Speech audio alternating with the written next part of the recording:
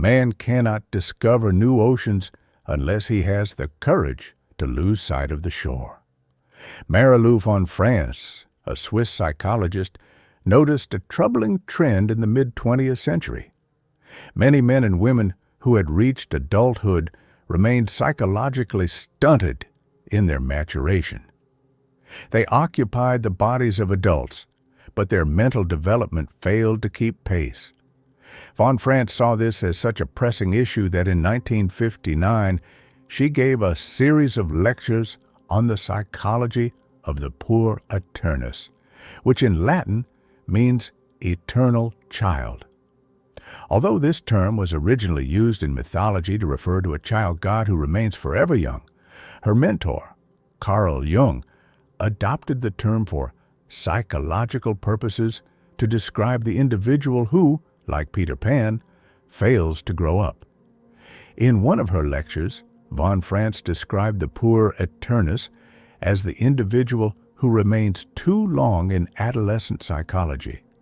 In other words, all the characteristics that are normal in a 17 or 18-year-old continue into later life, often alongside excessive dependence on the mother.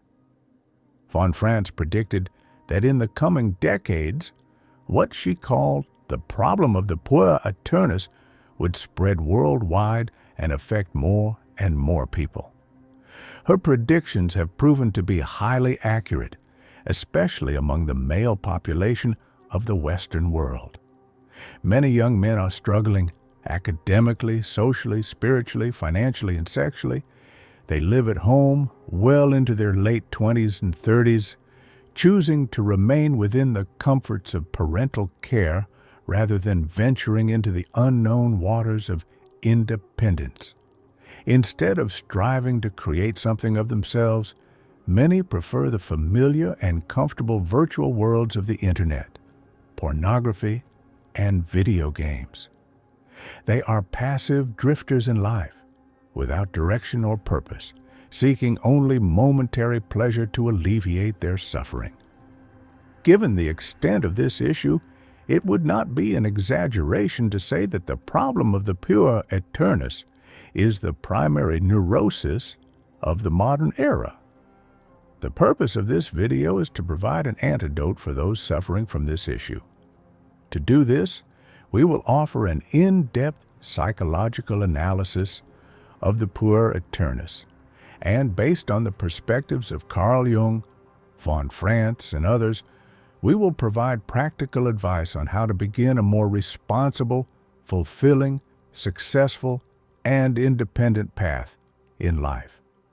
Before examining the psychology of the puer aeternus, it is necessary to take note of the conditions that have given rise to this social problem. To this end, we must discuss how a strong maternal complex prevents the maturation of many people today. As von France points out, a man with a maternal complex will always struggle with his tendencies to become a puer aeternus. Throughout our evolutionary history, mothers and fathers have taken on different parental roles. Mothers have always interacted with their children more than fathers, maintaining more physical contact and being more nurturing, comforting, and empathetic to the child's physical and emotional needs. This extremely intimate and close relationship with the maternal figure leaves a lasting emotional imprint on the child or creates a highly resistant psychological bond, which psychologists call a maternal complex. A child's experience with the mother, wrote James Hollis, is internalized as a complex, a cluster of emotionally charged energy beyond the ego's control. Fathers do not create this same dependency bond with the child. Instead, their role has traditionally been to provide development, resources, protection, and, just as importantly, guidance. More specifically, the father's role has been to help the child break free from the dependency bond with the mother and emerge into the world as an independent and functional adult. In most cultures throughout history, individuals transitioned from adolescence to adulthood with the help of initiation rites. The main goal of all initiation rites was to separate the young person from their mother, first physically, then psychologically. These rites were performed shortly after puberty and were led exclusively by older men in the tribe. Women were generally prohibited from observing or participating in these rituals. A typical ritual, as explained by Mircea Eliade in his book Rites and Symbols of Initiation, proceeded as follows. In the middle of the night, the tribal cultural fathers, dressed as gods or demons, would snatch the young boy from his bed. This would be the last time the boy saw his mother for months. He would be taken to a deep cave, buried alive, or otherwise immersed in some form of literal or symbolic darkness. This stage represented the symbolic death of childhood, the loss of paradise, and the joys of irresponsibility. It was meant to convey a message to the youth. You cannot return home again. After the symbolic death of childhood, a rebirth ceremony would take place, marking the young man's transformation into a more mature state of being. Afterward, the elders would teach him the wisdom and knowledge of the tribe, then send him into the wilderness, where he would spend many months alone, struggling for his survival.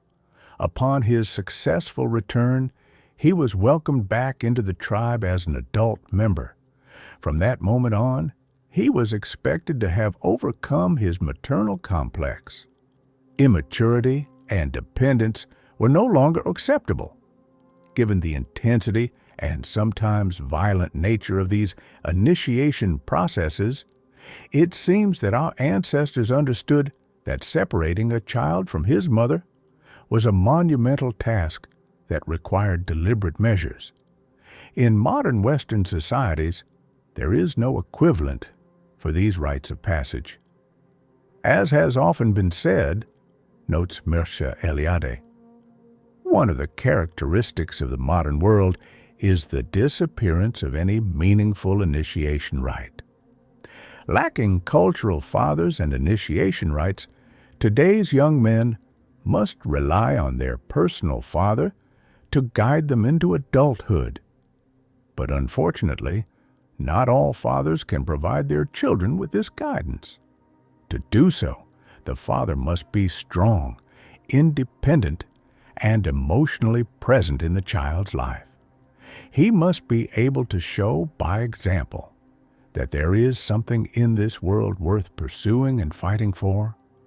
To successfully encourage a young man to break free from the comforts of childhood, he needs to be convinced that there is a place worth going to.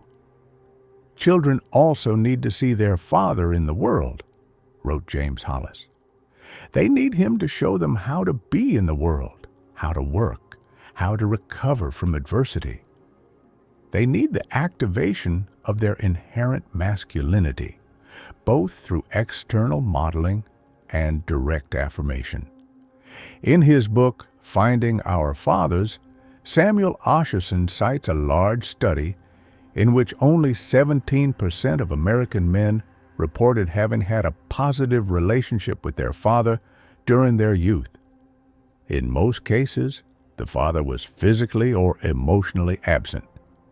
Reflecting on this statistic, psychotherapist James Hollis writes, "If this staggering statistic is even close to the truth, something great and tragic has happened to one of nature's critical balances. A disruption in the critical balance of human nature is precisely what is happening. We live in the era of the absent father, and many suffer greatly as a result. In the absence of strong fathers and initiation rites, modern young men are left wandering untethered and uncertain of their place in the world. Without the guidance that past generations received, many remain trapped in the psychological state of the puer aeternus, clinging to the comforts of childhood while avoiding the inevitable pains of maturation. But while the cultural framework that once facilitated this transition has crumbled, the necessity of personal growth has not disappeared.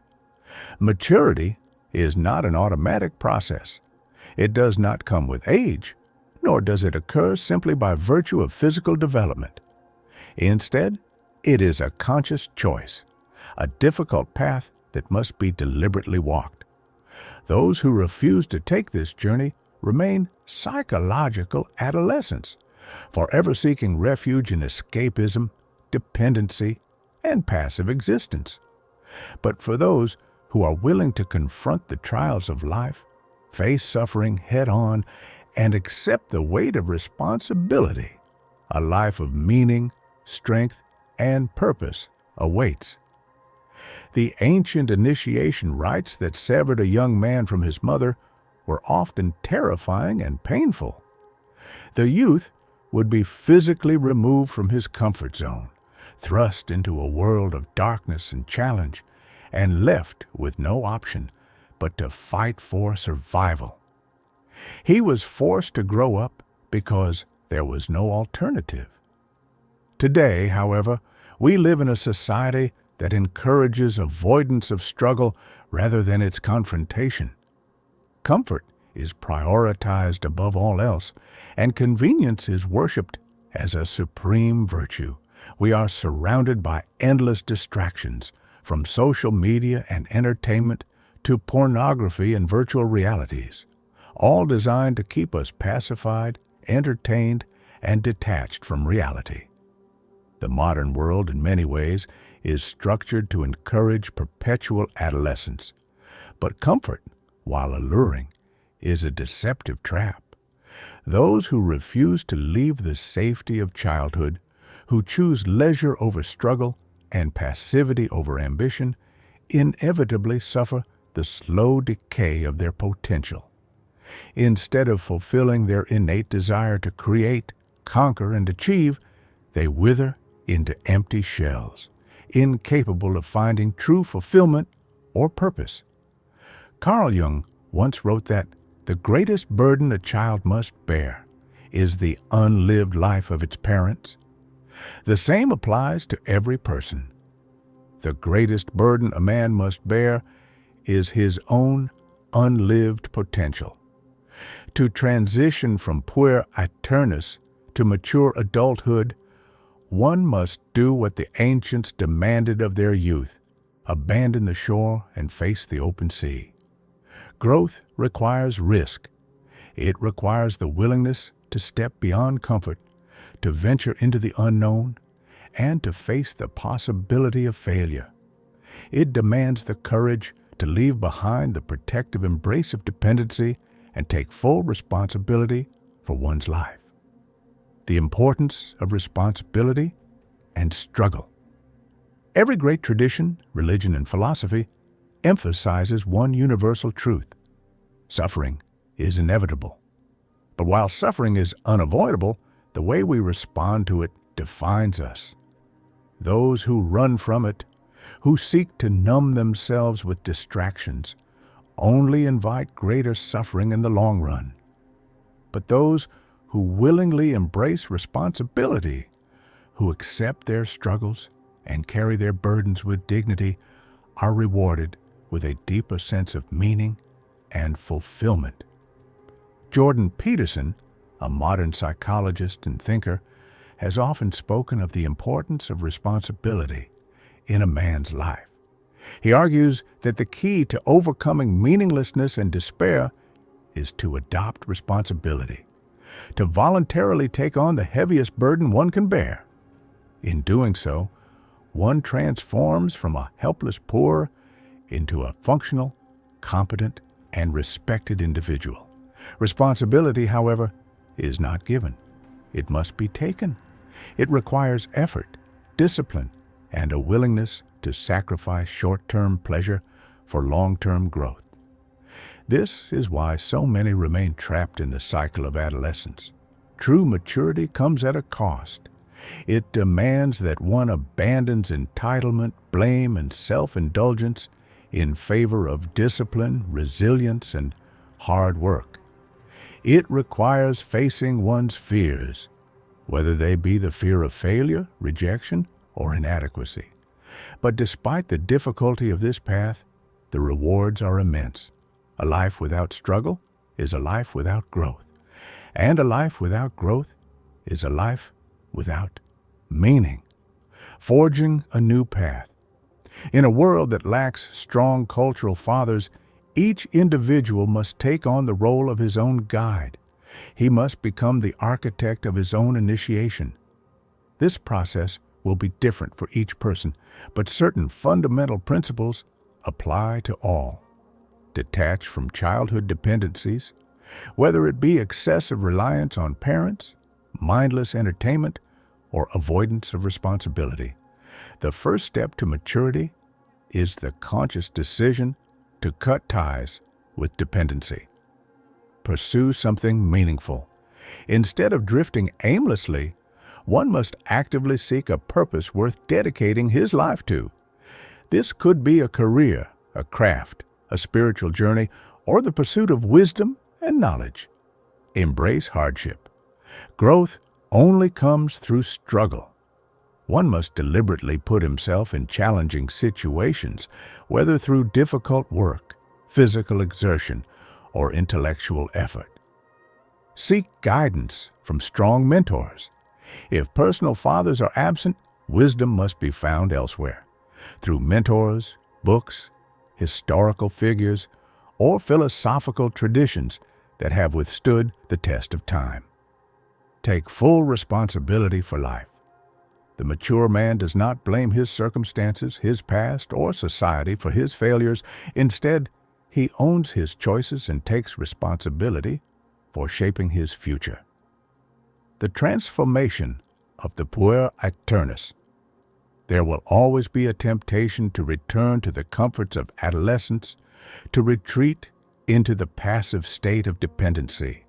But true fulfillment lies in transcending childhood and embracing the weight of adulthood. The transition from puer aeternus to a mature, independent man is not easy. It is a battle against one's own fears, insecurities, and self-imposed limitations. It requires discipline, sacrifice, and unwavering commitment. But for those who have the courage to take this path, a life of meaning, strength, and profound fulfillment awaits. Because in the end, man cannot discover new oceans unless he has the courage to lose sight of the shore.